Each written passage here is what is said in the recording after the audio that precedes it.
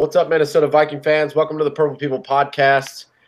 It's about to be an amazing show this week. Can't wait to jump right into this. As always, I've got Mr. Kyle West with me. Heyo, how's it going? And last but not least, we have Adam Carlson in the chat.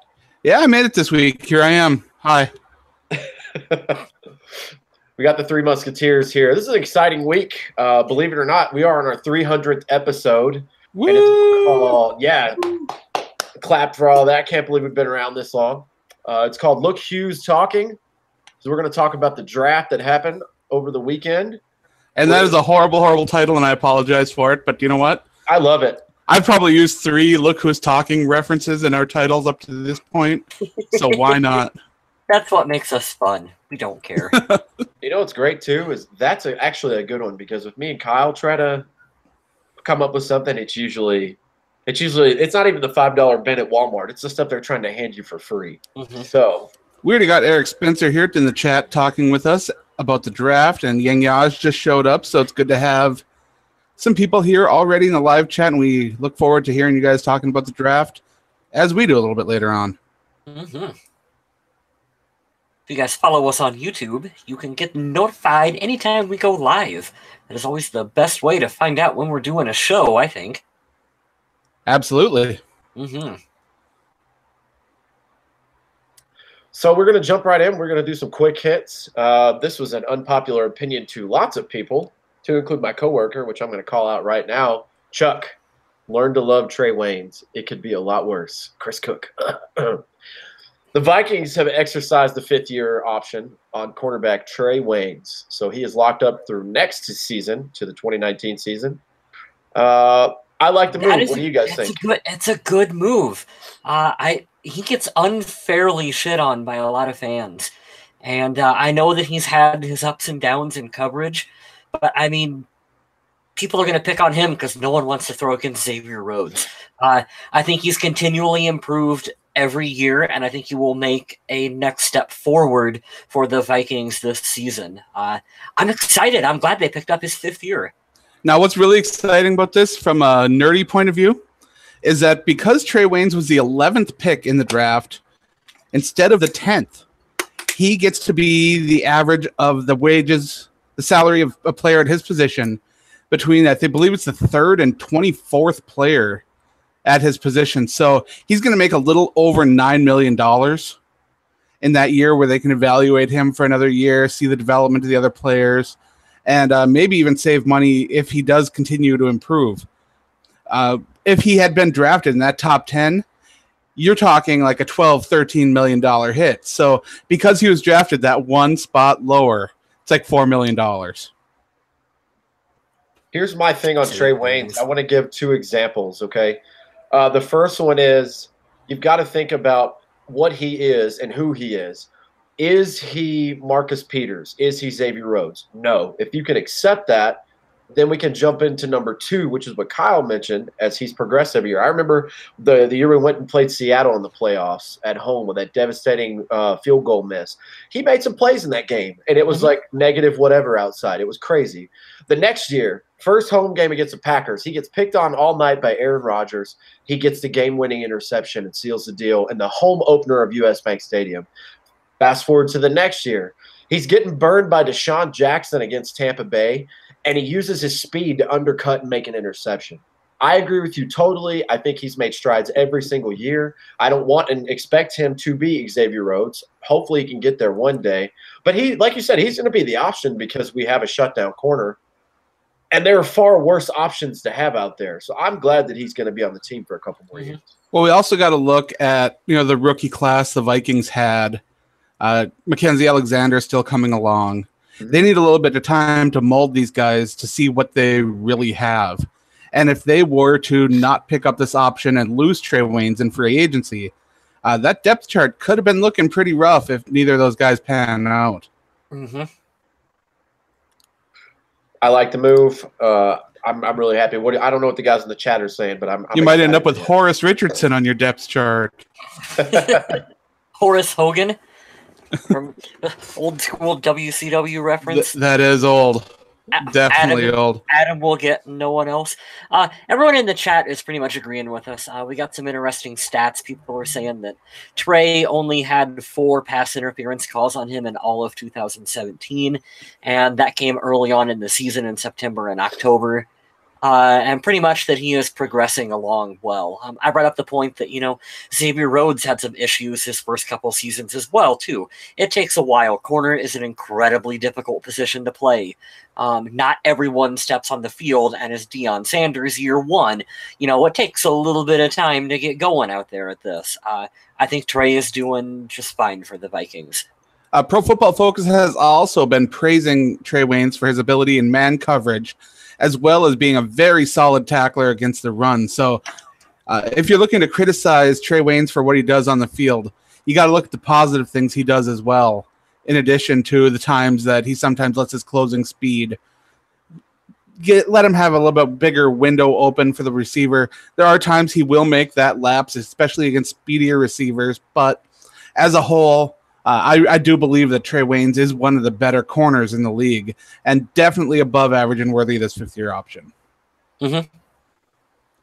Yep, it could go on and on. I like it, and I think we're all in agreement here, and I'm glad people in the chat agree. Speaking of cornerbacks for the Minnesota Vikings, Old Man River is back for another go. Pretty excited to see him coming back for another year. This adds depth to the roster. Terence Newman re-signs. This will be his 16th season in the NFL. I do expect that he's going to take a more reduced role. I think we were just talking about Trae Waynes is going to play opposite of Xavier Rhodes. Terence Newman is a great fit for us to step in and add depth, but not only depth at the position that we so very need.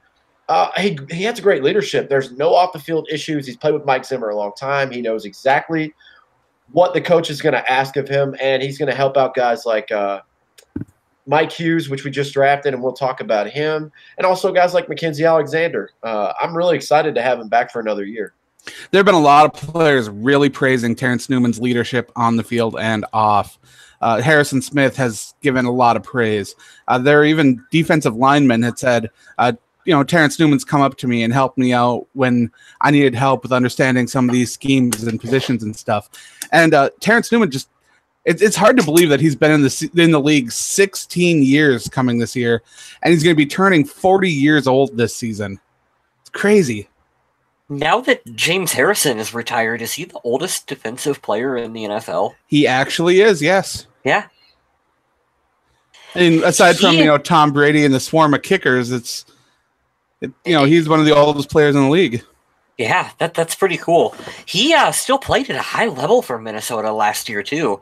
I mean, there were a couple times where, you put Xavier Rhodes on a wide receiver that's half his age. Good things were not happening all of the time for Terence Newman. He was getting burnt a little bit. That's going to happen. He's still so smart, and he can read coverage. Oh, like you wouldn't believe it. I'm excited to have him back. I think it's a good fit, a good locker room fit for this team.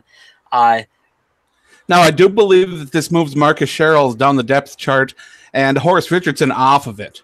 So now you're looking at Sherrills as a possible number 6 if the Vikings keep 6 and Sherrills for a return man. But we'll talk a little bit more about that later, too.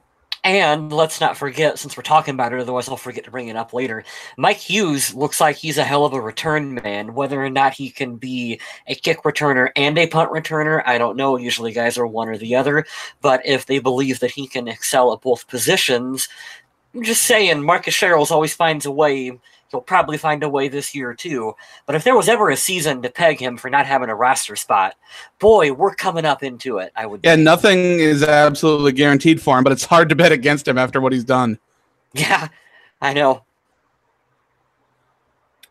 So this next one is fantastic, and I'm going to read it verbatim because Kyle West had to type this out. You can tell I wrote it. Yeah, absolutely. Wide receiver Caleb Jones, who spells his name like a dipshit, has been suspended for PED violation. I don't like this trend, especially 2 weeks in a row, or 2 weeks apart from each other, rather. I know Kentrell Brothers is suspended for the first 4 games, and now one of our wide receivers is now going to be suspended for the same thing. Don't like this trend. I'll give my piece on it and say The same thing I said about Kentrell Brothers. Hopefully it's a one-time deal. Everyone makes mistakes. We don't just cast people out like lepers because they make one mistake, you know. But I don't like this continue to be a trend. The only thing that I can say, and this doesn't really make me a good person for saying this, is I'm glad this isn't one of our starters. Yeah. But yeah, Caleb Jones 4-game suspension. I don't even know if he's going to see 4 games. I don't know if Caleb Jones sees training camp with a 4-game suspension. I thought you were going to say, I don't know if Caleb Jones sees Caleb Jones. Well, is he a vampire? I mean, I don't know. I don't know him well enough to answer that. But we got plenty of other wide receivers that we've taken, in the undrafted free agent class. So, boy, that 4-game suspension makes it incredibly difficult for him to crack this roster. As if for him getting a spot on the roster or the practice squad wasn't already going to challenge him. He's now got this hanging over his head, so he's going to have to do extra well. Yeah, it's a little bit different from last year. You guys remember Michael Floyd, but he was a former first-round pick. He did have a season where he shined a lot. But now we've traded Jarius Wright for Kendall Wright. I'm presumably thinking he's going to take over the number 3 spot. We've got another number 1 pick in Laquan Treadwell, who's probably looking to be wide receiver number 4. It's just going to be a hard time for this guy to make the roster, especially knowing, hey, we're not going to get you for a quarter of the season. I don't think he's going to make the roster now, but, hey, I give him the optimism, the hope that he will. I don't think the Vikings are going to keep a hell of a lot of receivers this year. It could be a low number. That's talk for another episode. But I don't think we're going to be going in with 7 receivers deep like what we have in the past. Well, there's a lot of competition, but we'll talk a little bit more about that a little later, too. Mm-hmm. I'm excited about this next quick hit. Running back Dalvin Cook is back on the practice field after his ACL injury last season. If you guys remember, it came early on in the season in week 4. I believe we were playing with the Lions. Or was it week 5? Somewhere around there. But we were playing the Lions. He's been participating in OTAs without a knee brace. Not really surprised here. Even 6 years removed from Adrian Peterson coming back for the campaign of a lifetime. Medicine is going to continually get better and more advanced. These guys are making comebacks faster than they should. And that's not meaning like, oh, they've been rushed back. It's just these guys are freak athletes. They heal a little bit faster than the normal person. So I'm excited to see him come back. I think he was on pace to compete for Rookie of the Year without a doubt. Just like I always say, just don't overdo it, man. We need you for the season. So now, even though things are looking really good for Dalvin Cook, things aren't looking as great for Pat Elflein, who is apparently on track to miss at least part of training camp.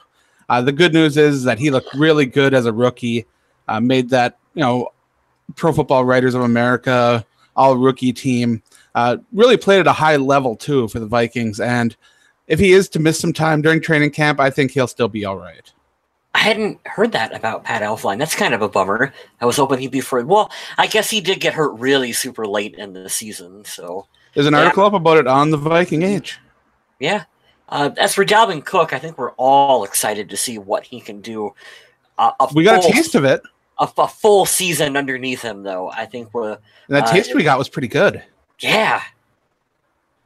Pretty exciting stuff. Mm-hmm. Oh, this is so awesome because I get to talk about wrestling, and I'm not going to butcher this guy's name for the first time ever on this podcast. Former Minnesota Viking Babatunde Ayegbusi made his WWE debut during the greatest Royal Rumble pay-per-view.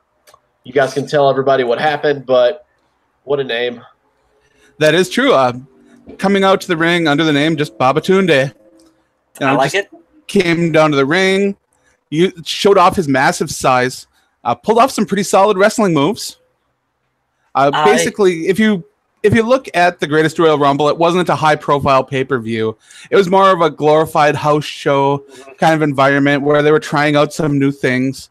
And Babatunde got a pretty good response from what I saw. Not a lot of complaints on social media. He has the size. He has the ability. He stood in there face-to-face with Braun Strowman in a moment that actually felt kind of intense. Yeah. He's pretty quick. Pretty quick on his feet. He's big friggin' guy. You can tell why the Vikings took a look at him. And yeah, like you said, he's a little taller than Braun Strowman, who's a freakish sized human being as well, too. It was fun to see him. It's fun to think that we've got 3 guys that are technically former Vikings on the WWE roster at this point. Yeah, Babatunde actually stayed in the match for a little while and did eventually get thrown out by the guy who won the whole darn thing. No spoilers in case people haven't seen it. I'll let you guys tackle the next one. Well, the next one is a spoiler. Oh, there you go. Well, I'm sure if you watched Monday Night Raw, you will probably know that Brock Lesnar defeated Roman Reigns in a steel cage matchup, also at the Greatest Royal Rumble pay-per-view. Yeah, this is a rematch from their WrestleMania head-to-head meeting that didn't quite... I don't think it met the expectations of fans. I think everyone's kind of over these two. And I say sort of defeated in the notes because if you watched it, that ending was really botched. Yeah, didn't quite work out. Now, when 2 feet have to touch the ground to declare a winner, and the guy whose feet touched first didn't win the match, it's not right. You can call it however you want it, but the whole duck thing. It looks like duck, sounds like duck. It's a duck. Well, this is a duck. Unless it's duck, duck, goose, or gray duck. Oh no duck, duck, dinosaur in here today. Don't want to have that discussion, Adam. No. How about, I don't know how I all of a sudden started doing the quick hits. Sorry about that, Smith. I'll give them back to you in a second. Let's talk about the Webby Award that came from the sideline footage of the Minneapolis Miracle. That's pretty cool stuff. I am never going to get tired of talking about the Minneapolis Miracle. I don't know about you guys. I thought it was pretty amazing that it was able to defeat entire social media channels, Bleacher Report's sports coverage, the Philadelphia Eagles' entire social media organization. Yet this one moment from the Vikings came out and was voted on by fans to win the Webby Award in the sports category, which is fantastically awesome. There's no way Vikings fans will ever be able to forget the Minneapolis Miracle. As long as I live, probably. And do you know what? I'll keep watching it too. And I get excited every time I see it. Yeah, it doesn't get old. I don't care what anybody says, unless you're a Saints fan. I mean, I'm sure it's pretty overplayed for those guys. But or you're an Eagles fan who just wants to post the score of that game on anything Vikings related. Yeah, I was thinking the same thing there too. But we won't talk about that game because that never happened, right? We all have to make an agreement right now that when the Vikings win the Super Bowl, whoever we defeat, we're not going to go around and go on social media posts and post the score that we beat the other team by for all of eternity. I wouldn't have done that anyway. I'm not going to do that. Fuck that. I'd congratulate the other team on getting that far. Wish them luck next year. It's a classy move. Correct. Yeah. But Eric Spencer in the chat says it's time to move on from the miracle. Who cares about a miracle? I want to see a ring. Like, hop in your time machine, go back to 1969. Take a look at that the NFL championship ring. It's there. We're actually going to talk about something about that a little later. Spoiler alert for the show. What kind of ring? Like a Lord of the Ring? Oh, no, we ain't opening up these jokes. No way. Is it kind of like a stone of some sort? Kind of like that? Could go on any one of your fingers? No? No? All right, I'm not going to spoil anything for anyone. Saw Avengers this weekend. It was amazing. So, jumping back on these quick hits, we got 2 of the Minnesota Vikings in the top, what is this? The top 100 for NFL Network. I believe these are still voted on by the players. Yes, they are. Our new quarterback, Kirk Cousins, was 94, and our defensive tackle, Linval Joseph, landed at 83 for last year. Yeah, so far they've revealed number 81 through 100. They're going to stagger it with their releases like they did in the past. And so far, seeing 2 Vikings, even though Kirk Cousins wasn't with the Vikings last year, it's still pretty cool to see him on the list, along with Linval Joseph, who didn't make the list last year, but definitely deserves to be on there. Yeah, I remember we were pretty pissed off last year that he didn't make it.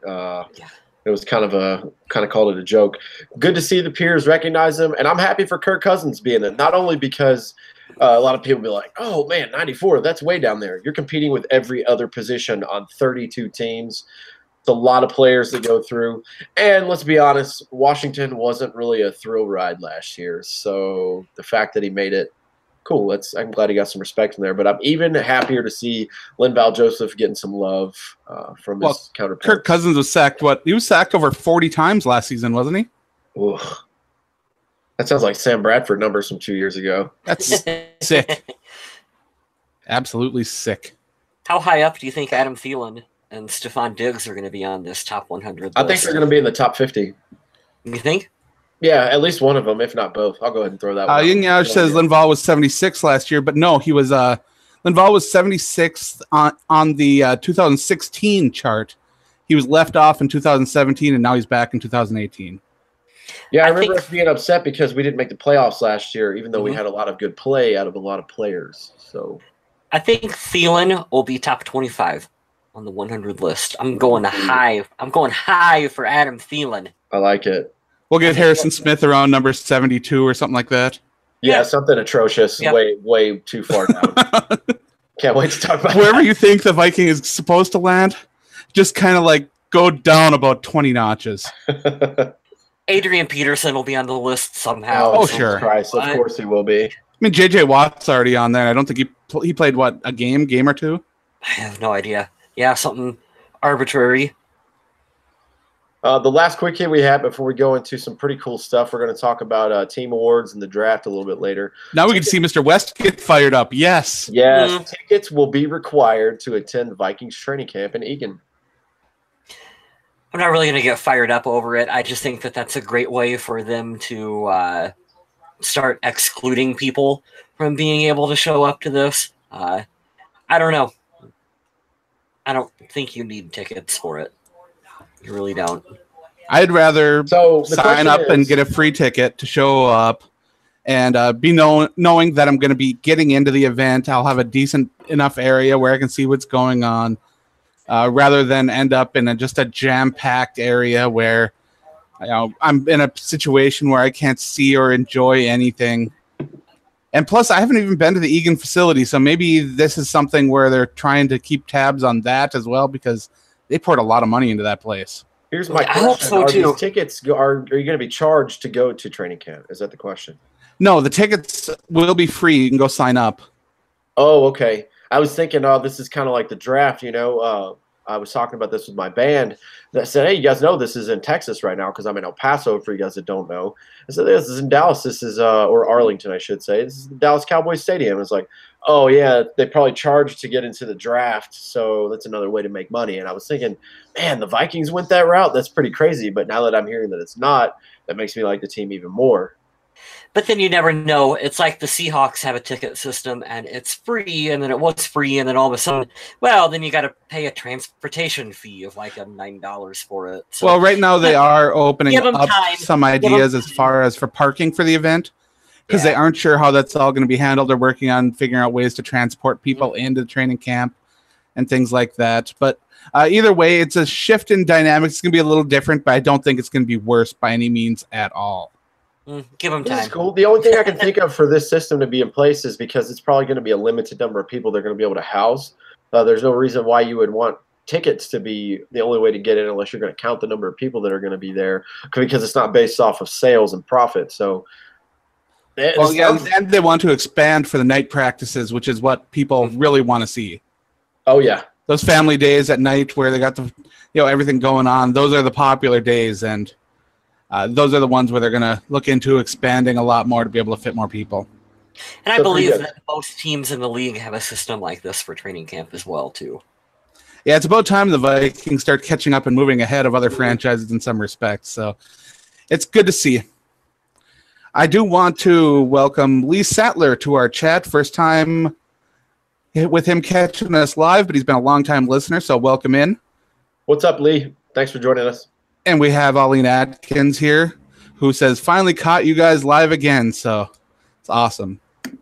He also says that He takes his kids to training camp every year on DB Autograph Day, and that will be a fun one this year for sure, because that DB section is loaded with talent. Yeah, you can get some really good signatures there. That's awesome, guys. Thanks for joining the chat, like we mentioned. We're going to jump into the team awards that were announced. I like all the names here, and I think they all there wasn't a surprise when I heard any of these, so this is pretty sweet. Offensive Player of the Year, Mr. Adam Thielen. First time we've had a 1,000-yard receiver since who was the last one? Sidney Rice? Sidney Rice, yeah. Yeah, so congratulations. Since Brett Favre was slinging him the ham. Congratulations to Adam Thielen on Offensive Player of the Year.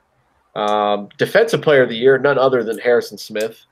That just makes sense. Man, he had a season for the ages. When Pro Football Focus and Pro Football Reference, all those sites start telling you, hey, this guy's the highest graded safety we've had since our system has been in place. I mean, you kind of got to give it to that guy, even though the defense overall was number one in a lot of categories. I'm glad to see him get some recognition. Special Teams Player of the Year was linebacker Ben Gedeon. Solid contributor. He stepped in a couple of times and filled in for the linebacker spot as well. Can't wait to see what he does for the team. I think he's going to be a great player for us for a while. Yeah, technically a starting linebacker that played special teams. He didn't play a ton of snaps on defense despite starting, but he found a lot of roles for himself on special teams as well as when he got on the field in the defensive sets. Hey, Mr. Smith, we got a question for you. People want to know where your dog is. So he's actually outside. I don't know if you guys ever saw, because I like to block behind me, but I had some clothes here on my couch doing laundry. The place is getting spruced up. I'm actually heading to Virginia tomorrow. My son's turning 1 2 weeks from today. So I'm going to go see my son for his first birthday. But my dog's right out here, and he's currently playing with a toy, which I've only seen him do like twice. So, yeah. That's funny. He's become a staple of the video feed. He's everyone's second favorite co-host behind you now. Adam and I are second fiddle to your dog. Yeah, Will Dog asked that question, said, I recently started skimming some of the show and I'm glad I caught it live. We're glad to have you here too. So cool to see this. This is starting to grow. This is our vision for the podcast. So we're really excited to hear that you guys enjoy it. Please leave us any kind of feedback to what you think is better. The stuff that you like, we'll try to do more of that. If there's anything that we're doing that you don't like, maybe we can get away from it if it permits for the show. But for example, go on Facebook and send us a message. Stop talking about that stupid wrestling during our football podcast. Oh, I get to cue the music from Dan Le Batard. You don't get the show. Yes. Yeah, we're going to talk about anything that can be tied into Vikings news. That's why we talk about wrestling. So I'm not a wrestling fan anymore. These two other guys on the show, they're wrestling fanatics, and I love hearing them talk about it because they're passionate about it.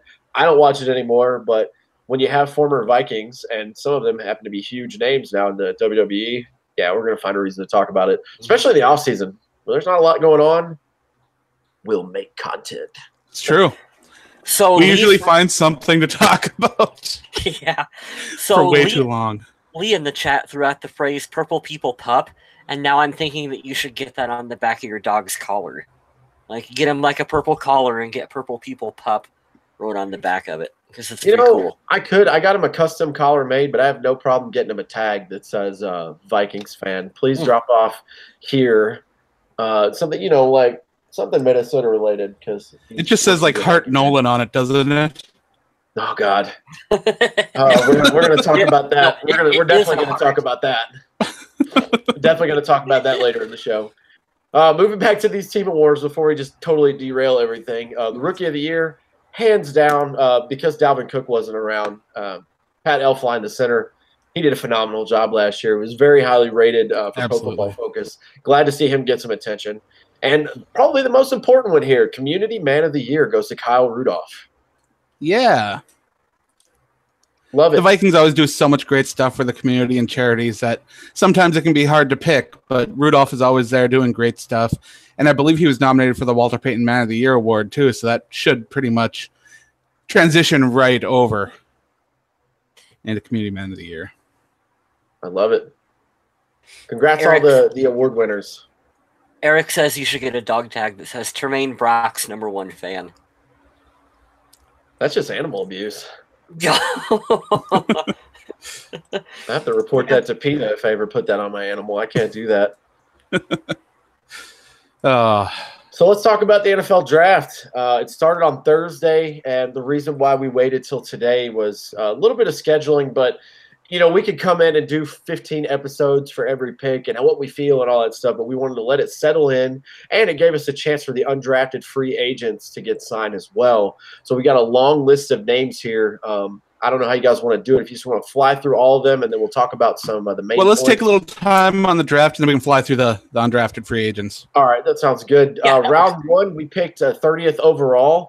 Not a shocker to Adam or any of us, but a little shocker to some people because a lot of people wanted to see us go offensive line heavy on the first round, maybe even the second. But we selected a cornerback out of the national champion, in my book, University of Central Florida, MIKE HUGHES. MIKE HUGHES is a speedy little guy, a little bit of character concerns, but watching him play, I have no doubt in my mind that he can be a shutdown corner. He's fantastic. He's a little smaller version. Draft looking for a nickel corner, and by goodness, did they get one that looks like he's going to be one heck of a player. And if I remember correctly, he even took number 21, so that's captain's old number, right? Yeah.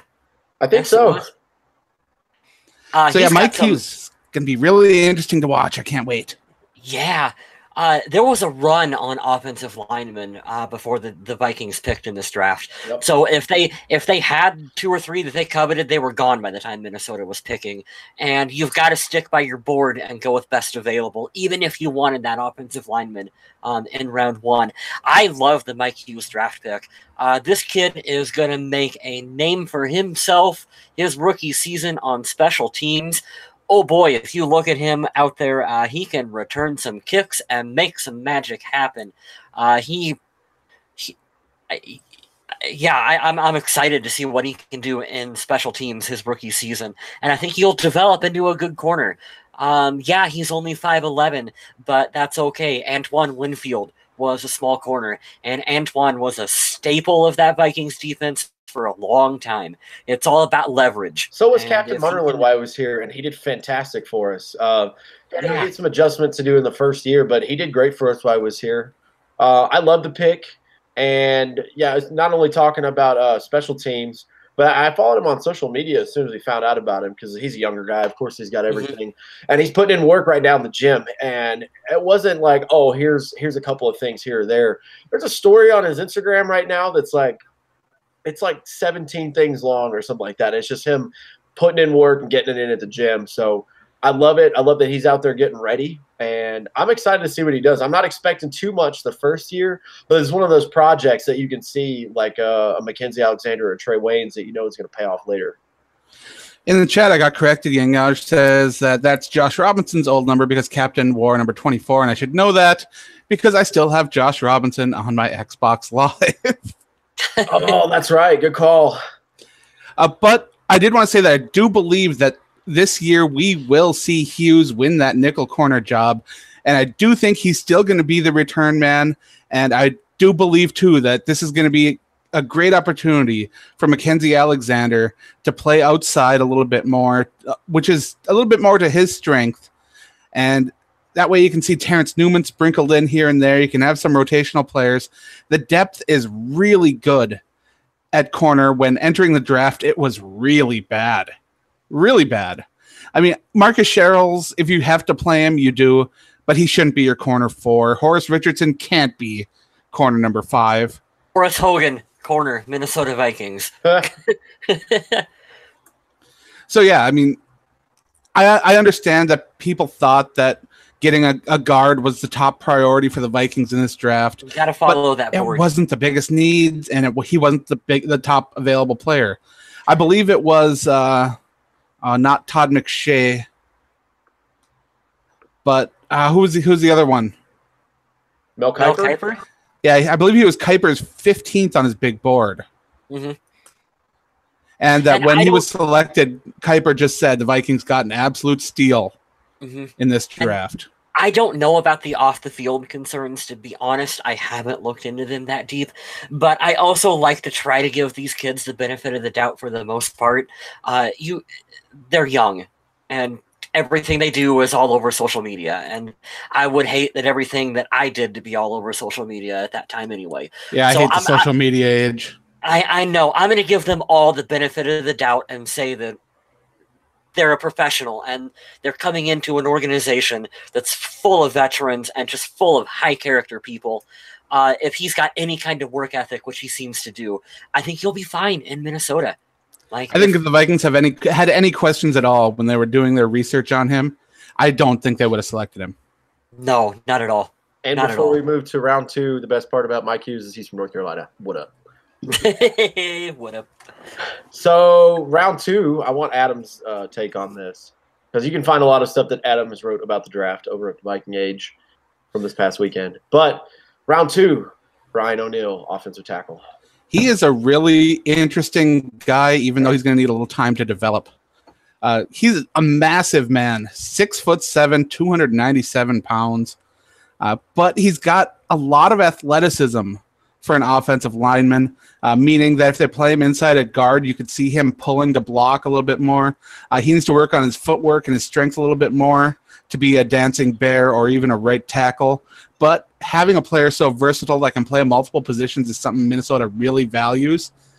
And if they can take the offseason or even this season to take time to groom him, he could be a long-term answer wherever they want to plug him. I love that phrase, dancing bear. Dancing bear is the best thing I've ever heard. Yeah. I heard this last night. I was listening to Pro Football Focus's podcast. I like to listen to that stuff when I go to sleep. I think I have a problem, guys. I listen to it all day at work. I listen to it in the car. I listen to it when I go to sleep. I think I have this is my first time admitting that I have a problem. But he's from Pittsburgh. A lot of guys, oh my God, somebody made the comparison like, well, look at the last guy you drafted from Pitt who played this position. And of course, they bring up TJ Clemming. Not the same player. People talking about TJ in the chat right now too. Not the same player whatsoever. Didn't he? No. Did you mention already? Didn't he used to play tight end as well, like a long time ago, or basketball? He did, and one of my friends was actually saying to me, it concerns me that he used to play tight end because that means he gave up and took the demotion. I'm like, what? What? No. Protecting a quarterback is not a demotion. It's very, very hard and underrated. I don't agree with that statement whatsoever. Don't think of this the same way as you did with TJ Clemming. That's kind of dumb. Let's look at what's a premier team that we drafted from that didn't work out? Florida, Sharif Floyd. He was amazing. Does that mean if we take another D tackle from Florida, they're going to pan out and have knee injuries? Like, you can't use that comparison. That's kind of ignorant to say. I'm excited for this guy, but I do agree with you. He's going to take a little bit of time, but the ceiling, the upside of this guy, pretty good. Jason Tavati in the chat says I was not happy with the pick. I wasn't happy with the pick, not necessarily the player. I wanted a plug and play option on the O-line in the second round, not a developmental player.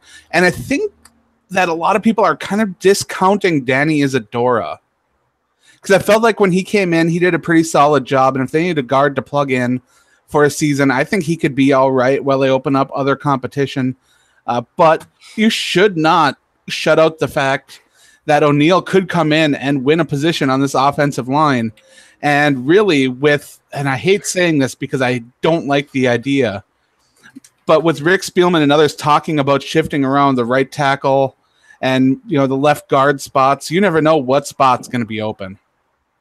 Also, shout out to Danny Isadora, and Rick Spielman gave him high praise when asked about this because this particular question was brought up during. And to answer your question in the chat, yeah, of course, I wanted one too. Hell, I wanted the guy from UTEP, and he was sitting there at 30. He's a huge guy. I think the Giants got a great player, but we had 3 primary needs, and Mike Hughes is rated higher than any of the said linemen that were available. And number 2, when we talk about the second round and you talk about wanting a guy that can use play right away, you're not going to find him at 30 at the end of the second round. Maybe they were there at the top of the second round, or maybe the run-on linemen that went in the first round, those are the guys you wanted. But from where we picked, you can't reach for players like that. You can't give away your currency. That's why we have 1, 2, 3, 4, 5, 6, 7, 8 picks, and we would have ended up with 5 or 4 if we tried to reach up and get rid of the currency that we have now. That's why. Would we have liked to have that luxury? Yes, but we didn't, and I'm glad that they didn't reach for a player. Absolutely agree. Round number 4, we did not have a third-round pick. But did we trade it back to get Probably. more? That sounds like a thing Rick Spielman would do. Happened? I feel like that's what happened. I can't remember. Traded down in the 3rd to pick up the 4th and I believe an extra 6th, right? Yes, that's where I was. I wanted to make sure. I knew there was some shuffling to go back so we could have extra picks in the looks like we had in the 6th, and we have 2 in the 5th now. But round 4, we picked Jalen Holmes, a defensive end. I'll let Adam jump in and give his expertise on some of these guys. I have one guy I do want to talk about, but he's not coming up for another couple of rounds. Jalen Holmes here was an interesting pick for me because he did not get a lot of playing time in college. Despite limited role, he was still able to get a lot of pressures. But I think that the Vikings got enamored with his size, speed, athleticism, rather than his production as far as statistics. And they fell in love with watching the tape on him. And Jalen Holmes has the potential to really break out from being a guy that was really overlooked at the draft because the talent on the Ohio State roster was just so great. Yeah, I'm going to be honest with you guys. If this is the same guy I'm looking at from the Senior Bowl that was playing, I'm not a fan of this pick. There's 2 times that this my exact words from watching after I saw him. This is one of the first things I saw on YouTube. Was brought up in this podcast for Pro Football Focus. When people and scouts look at players, especially on tape, you want to see throughout a game, man, that guy stands out. You know, he's just beating the crap out of this guy the whole game. What I saw from the Senior Bowl, Jalen Holmes was one getting the crap kicked out of him.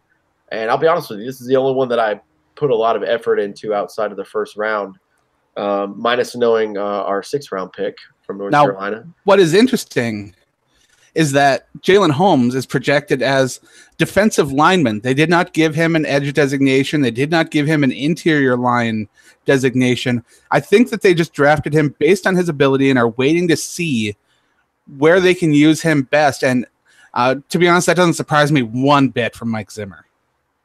No, and I think it was Rick Spielman in the press conference who made the comparison to Danielle Hunter when the Vikings drafted him, who Danielle came out of college, I think he said maybe had like 1 sack, but he was a guy that they knew that they could develop into a starting caliber player for this team. And so, yeah, this is totally, you look at the measurables of Jalen Holmes, and that is what they had that is what they were excited for, I think, and part of the reason why they drafted him. And like Adam said, not having that designation for whether you're going to use him as a defensive end or a defensive tackle gives you the flexibility to find his role on this team. And or both, or either, especially in pass rush situations. Can you imagine if they are able to take out their defensive tackle and plug in a guy who's like a fringe pass rusher on the interior of the line to just get after the quarterback in 3rd and long?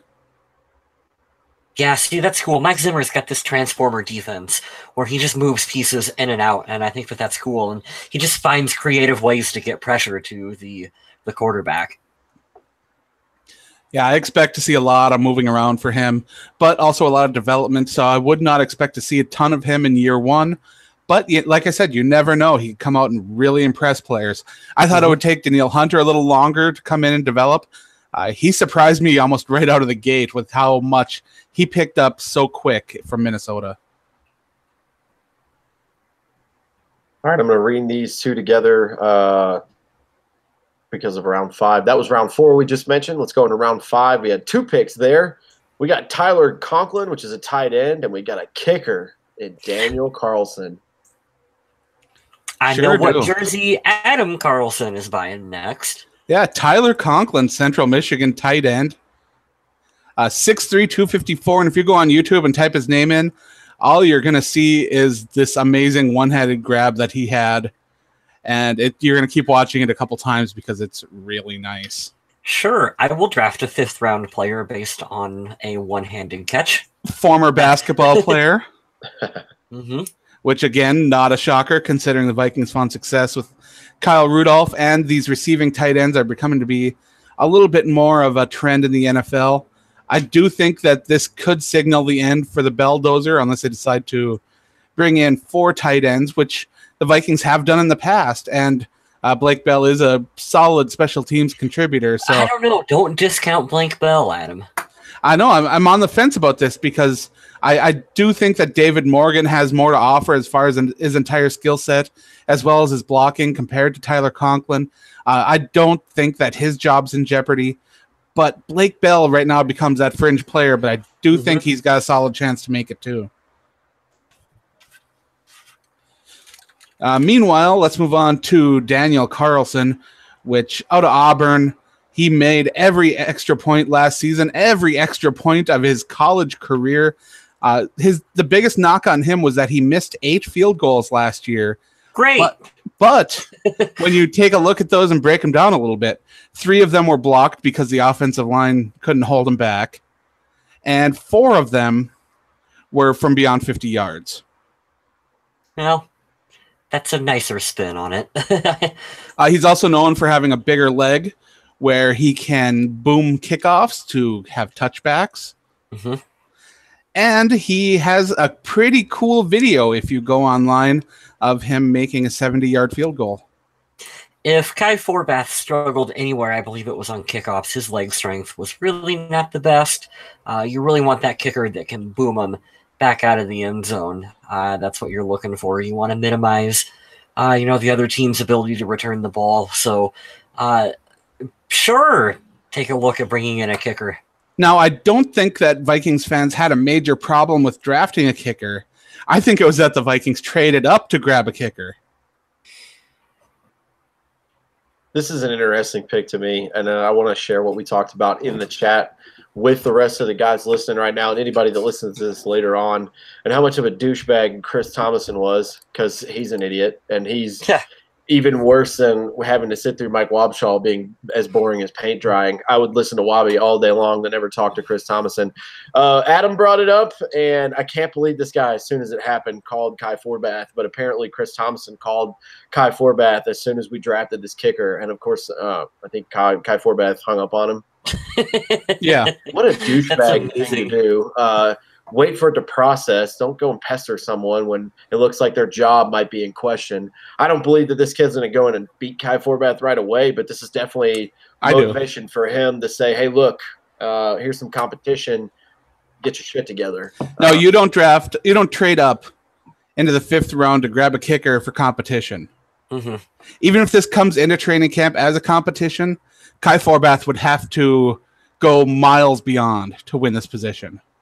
They're gonna say competition because they have to. That's the company line. That's what you do. But and considering Forbath isn't too happy with the whole situation at all, it seems. Who knows if Forbath will even be around for training camp? It's very possible. I was hoping to see a competition play out, but you're right with him being so upset about it and this being a clear move to try to move on. We'll see what happens with him. But he wasn't happy, and God, I hate you, Chris Thomason. You're an asshole. Moving on to the 6th round, because I'm really excited to talk about the first pick that we had in the 6th round.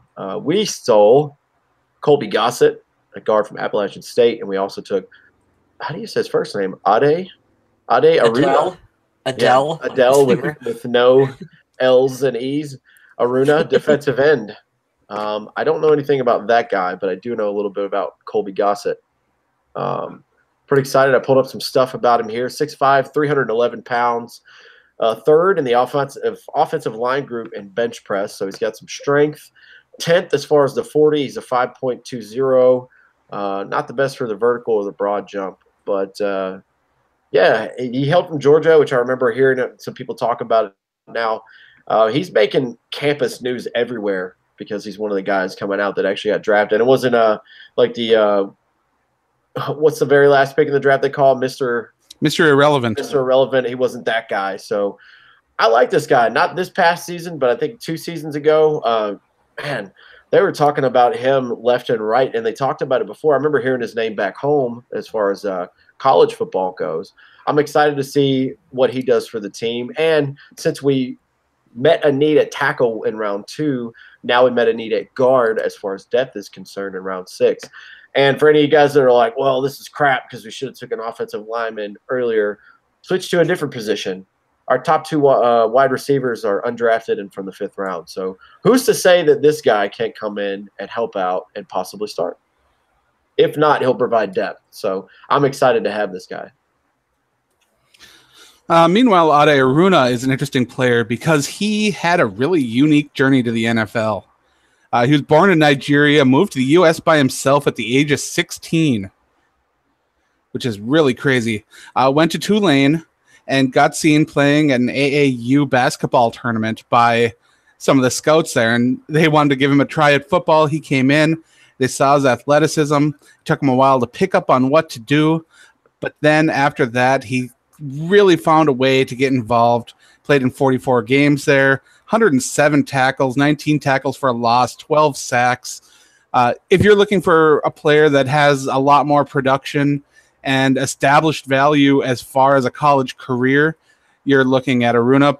But again, because he was such a late selection, he will need to earn his spot. However, I do believe that even if he doesn't make the 53, Aruna is definitely going to find a spot in the practice squad. Awesome. Into the 6 rounds done. We're going to go to our very last pick in the draft. Round 7, we took Devontae Downs. Cool name. He was a linebacker. He sure is. That's about it. That's all I know. I don't even have the list of what school this guy. Well, here's the stupid fact I know about him.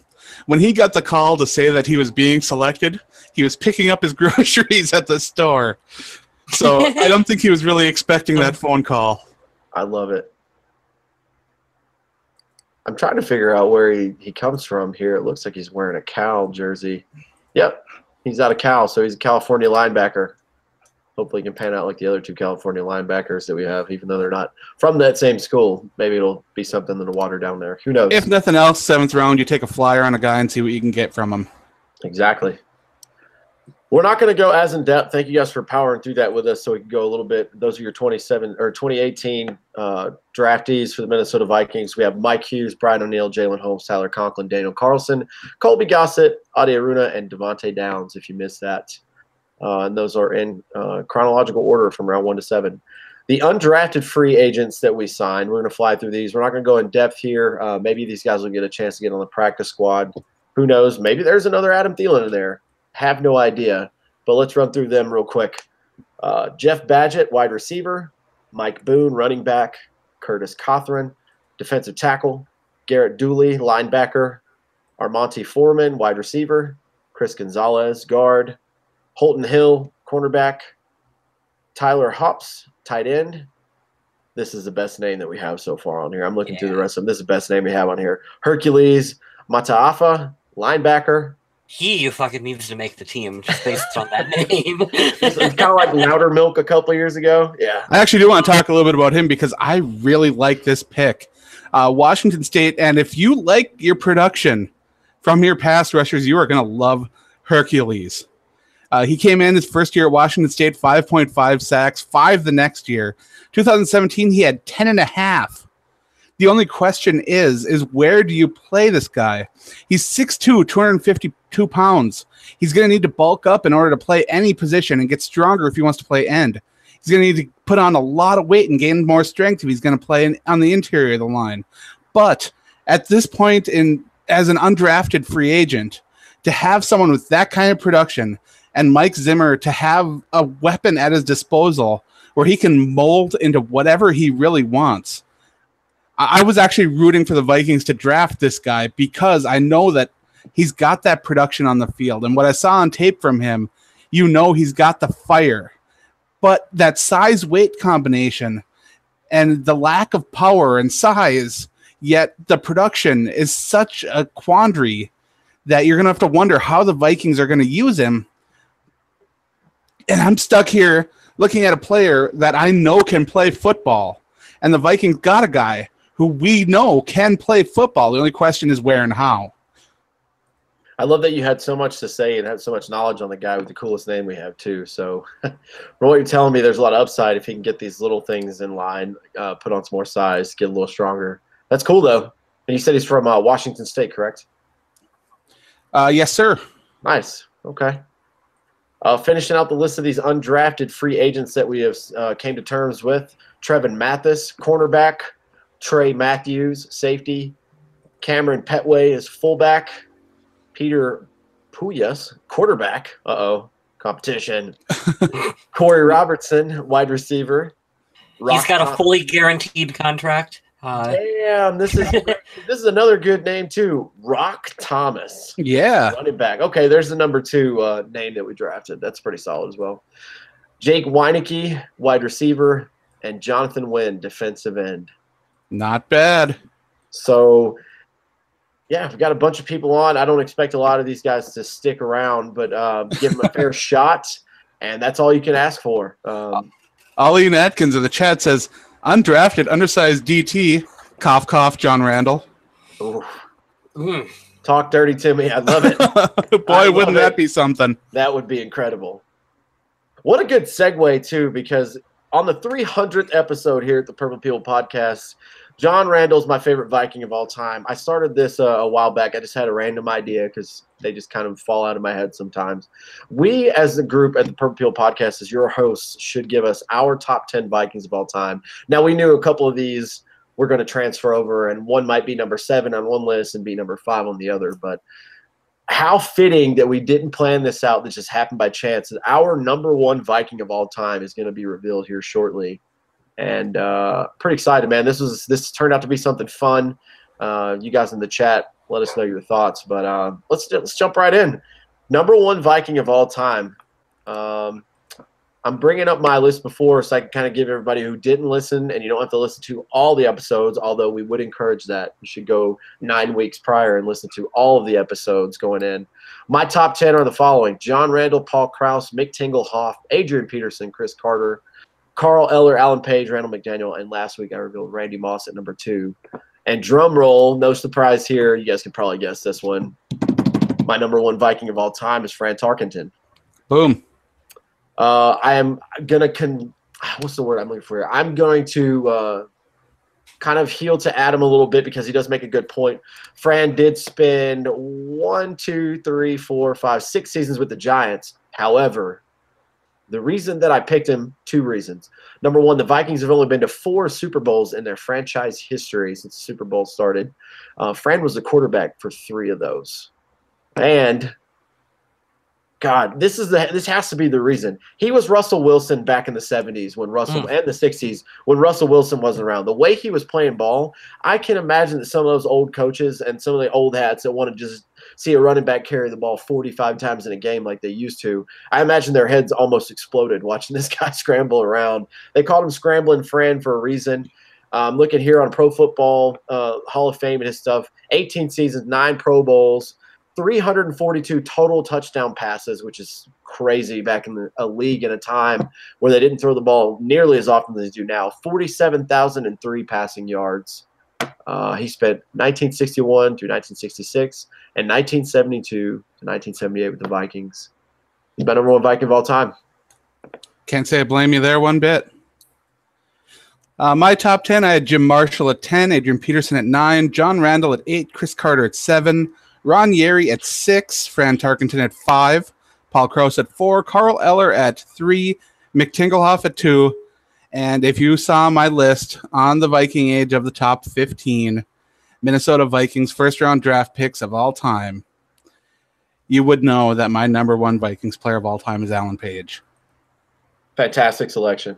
9-time Pro Bowl, 9-time All-Pro, MVP in 71, Defensive Player of the Year in 71 and 73, 2-time NFC Player of the Year, NFL champion in 1969, Vikings Ring of Honor, number retired, at a time when statistics weren't even really measured as far as sacks, quarterback pressures, and all these fancy numbers. You could count on Alan Page to come in and turn a game upside down. 100%. The Sporting News even has him listed as their top-ranked Minnesota Viking on their top 100 greatest football players of all time, and he was number 34 on that list. Wow. He also received the NFL Alumni Career Achievement Award in 1995 for success in his post-NFL career of law. Solid pick, sir. I found my notebook. I was read there for a minute, and I'm like, I don't know what to do with my notebook. I don't know if I have my list. But I dug and I found it. So my top 10 greatest Vikings of all time, I had Adrian Peterson, Jim Marshall, Jared Allen, Paul Krause, John Randall, Chris Carter, Alan Page, Carl Eller, Fran Tarkington, and the greatest wide receiver to ever play the game, Randy Moss, is my number 1 pick for the greatest Minnesota Viking of all time. I believe that he absolutely destroyed the position in the NFL in terms of what a true wide receiver can do.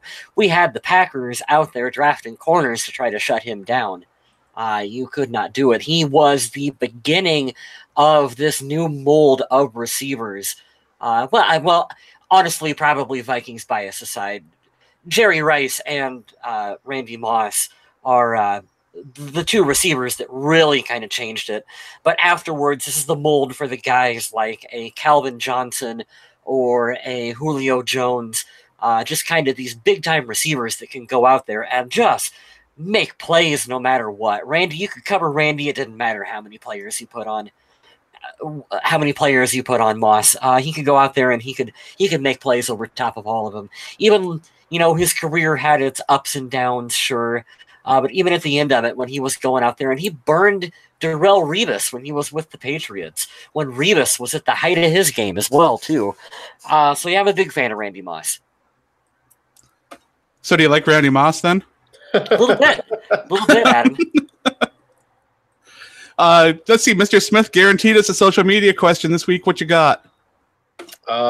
When should I be fired from the podcast for not posting a social media question? Answer not next week's social media question. All right. I'm having a good time, I'm having a hard time coming up with something that isn't so bland. It's easy to go for these questions where you ask stats or armchair GM, but we got to kind of talk about the draft in there, because the draft is it's getting obliterated by a lot of sports writers. A lot of people saying this was a terrible draft for the Vikings, yet in some other places that you read, we're getting an A- or a B. So I really do want to know, and I'm going to open it up for interpretation, because we even started the chat talking about that earlier. So we'll post that social media question here in 5 minutes, right before we end the show, or if we end the show before then, cool. But I want to know what everyone thought of the draft. And like we've done before in previous episodes, when we do a social media question, if you interact, we will shout you out and we will talk about it and give our thoughts on them. So that's your motivation, and that's motivation for me to keep my word, which I will do. Yeah, we got a lot of love in the chat for a lot of Vikings players. A lot of love for Alan Page, Randy Moss, Fran Tarkenton, even Joe Cap getting some love in there. I like Joe Cap a lot, too. Top 10 is a little too high for Joe Cap, but, if we were to ever do a top 25 list, he'd be... What do you think? Would he be on a top 25? I don't know. Maybe I'd have to sit down. Probably not for me, no. I'd have to sit down and look at stats and legacy and all that other good stuff first, but I do like Joe Cap. Absolutely.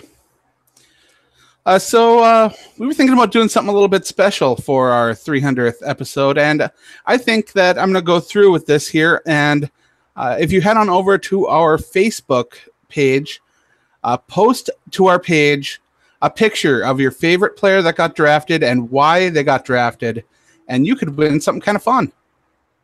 Yeah, can I spoil one of the things I'm going to give away, Adam? Sure. So one of the items I'm going to toss out for you guys is I have an autographed Warren Moon card. So if you guys want to win that will be one of the items that we're going to give away for you guys, because this is our 300th episode, and it's a pretty big deal because we do one episode a week. And so to hit 300 episodes, that's a long friggin' time to be doing a podcast. Now, I'm going to comment shortly. I want this card. If you don't have Facebook, you'll have to tweet us a picture with the explanation. We'll accumulate the people that sent us messages, and we'll randomize them, and we will announce the winners. And we're doing that just for you guys that are either listening in the live chat right now or anyone who catches this on replay.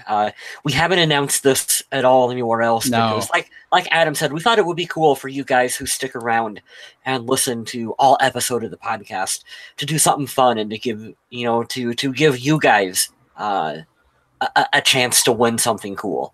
Yeah, I mean, we'll still advertise the heck out of our survival league, and we want as many people in that as possible. But this is just for you guys. This is for our regular listeners who are here and part of our show. We think that's really cool. I think it's awesome that people sit down, and we love interacting with everyone in the chat. It's a lot of fun. Absolutely. The number of people that will listen to us on their drive home from work. I never knew we had that many people that really enjoyed the show that much to sit down. That's my favorite part about what you guys say about coming in, because I'm at work all the time, and like I've said many times on the show, if you're a regular listener, sorry to beat a dead horse, but I love Levitard. I listen to ESPN. I listen to Fox. I listen to all kinds of podcasts. I don't know how you listen to Stephen A. Smith. I don't know how you do that, man. I don't really listen to Stephen A. Smith. I start my day with Levitard. My second go-to is Cowherd, and then after that, it's picking out people that I really, really enjoy, like Katie Nolan, which I want to talk about the show. But I'm getting that from what I enjoy from these national media guys. And don't get me wrong, I'm not trying to say that we put this podcast on a pedestal or anything, but we've come a long way from where we started, especially when I joined, not to mention these guys from the beginning of episode 1. And to tell us that you like the same format and what we're doing somewhere else, man, that is the highest compliment, especially for me. I'm sure these guys feel this similar, but that's a high compliment to, I push you guys on when I go home from work. I do that all the time wherever I'm at. Hell, I even listen sometimes to podcasts when I'm at the gym and lifting weights. So thank you for that compliment. And thank you. This is a little way we can reach out to you guys. I hope you listen to our podcast while you're lifting weights. I cannot listen to the sound of my own voice. I hate it. I do the same thing, especially when I went back and tried to listen to our first episode again, just because I wanted to hear me tell the story of why I'm a Vikings fan. And I was like, no, I can't do this. See, I had this really funny image of like Smith just like lifting weights being like, yeah, that is a really valid point that I just made. Oh, yeah, just being a totally narcissistic piece of shit, just listening to myself while I'm over there. No, I'm just not that. Looking in the mirror. I like it. Oh, thank you. That's a really awesome comment. I've listened to many other Vikings podcasts before, but listening to y'all makes me feel more at home. That's because we're just Vikings fans. That's all we are. Yeah, we're just here talking football. You know what? Adam has the really awesome job that he gets to write for it on the Viking Age, but he's just a Vikings fan like what we are. We're just all Vikings fans. And I do want to thank everyone that joins or that appreciates my work on the Viking Age, clicks on articles and all that, because once again, we have broke the site record for page views. So thank you so much. Awesome. For clicking on our articles and helping to make the Viking Age one of the top fan-driven places for Minnesota Vikings content. Mm-hmm. It is about the only website that I use to get my Vikings news from. Personally, I love the idea that you can just download the app and then the articles will come in and you can click on whatever you want to read on, swipe what you don't. It's great. I mean, I'm sure other apps do that too, but they're not the Viking Age. I get notified every time an article comes out from the Viking Age because I love what Adam and all whoever else is there. I only know the two Adams, and I know one personally, so I just shout them out all the time. But yeah, it's great. Any kind of article that comes out, if you want to stay up to date on Vikings news like we do, any little thing that comes around that's related to the team, whether it be the draft or somebody gets cut, somebody gets suspended, whatever it is, you'll find out about it relatively quick. And every time you click on that, it'll help these guys out, especially Adam sure does in the chat, because this is how he makes his livelihood. So it's a good thing to help out. Really do appreciate all that. You guys got anything else you want to close on? I do. I want to talk about Katie Nolan this week, but go ahead, Kyle. You go ahead. I was just going to ask, when is rookie mini camp for the Vikings? That ought to be like the next big event coming up for Minnesota, right? The dates were announced. I'm looking it up right now, guys. Did not jot them all down. I don't know when actual training camp starts, but they have announced the dates when some have to be reporting to camp for workouts, rookie mini camp, and all that kind of thing. I believe they included that on the article that stated about the tickets that would be needed for training camp. Really? Nobody else can fluff this up for a little bit while I look? I'm looking right now. You caught me trying to type in the chat at the same time. Come on, guys. I can't Damn type. it. See these articles I'm getting now, like the 2016 NFL Draft Chicago. Come on. Yeah, I know. Come on, Google. Help me out. 2017 training camp. Oh, we're getting closer. All right. 2018 Minnesota Viking off-season dates. Because you can't be specific when you have to type something out there. It's true.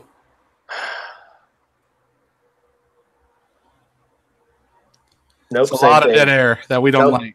Nope, that's it. I'm going to let you figure it out because there's nothing going around here with these Google searches that I'm looking at. Well, yeah, I couldn't find it either on a quick look. Well, we'll post that up on our Facebook page. Oh, okay. I'm looking here now. So, oh, damn it. I have to shout Chris Thomason out because this is off of VikingsTerritory.com. Son of a bitch. Cool, Chris Thomason. I still hate you. You're a dickhead.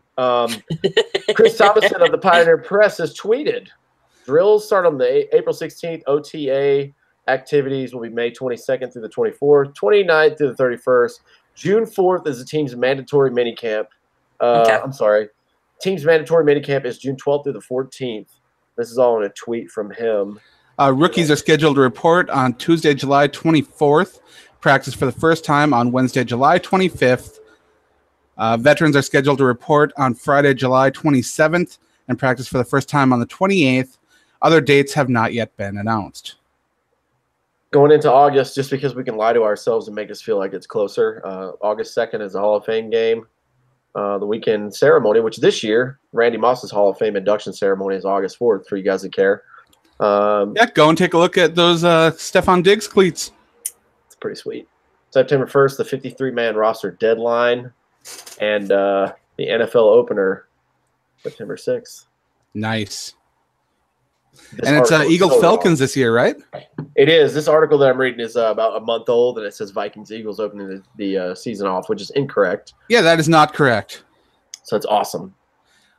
All right, so let's get that Nolan thing out of the way here. Well, if you guys haven't heard, I have a super obsession with Katie Nolan. Half of that is blamed and credited towards Adam Carlson. I love her. I legitimately love her, and I actually said that. If you listen to her podcast, she now works for ESPN, and it's, what is it, Tuesday?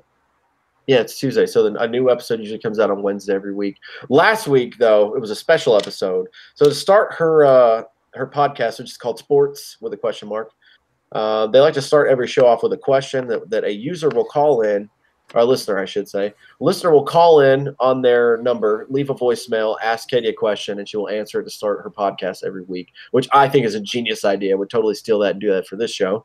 Yeah, so last week was the all voicemail episode where she just went through as many as she could in about an hour and a half. And about 47 minutes in, I heard my name come across. I fangirled super loud. I got to tell Katie Nolan that I love her, which was the best response ever back from her. I asked her, the question I asked her was if you could have one wish. Mine would be, I wish dogs could talk. Obviously for work, for me, because I'm a working dog instructor. But, I said, don't give me anything cliche. What would your wish be? And the first thing she said was, first of all, he said, I love you in a way that she thought that she was looking for her entire life. I won't say anything disgusting or derogative, but yes, I was very happy to hear that. So you're saying that answer worked for you? Yes, whenever she wants to let me come be her stay-at-home husband, I'm totally down. We'll give up the career that I have now currently for that. So I love you, Katie Nolan. Saying it again. Kyle West, what do you have to plug, sir? Because there's a podcast, and I would really like an awesome name for a podcast that I can go listen to that is not this one.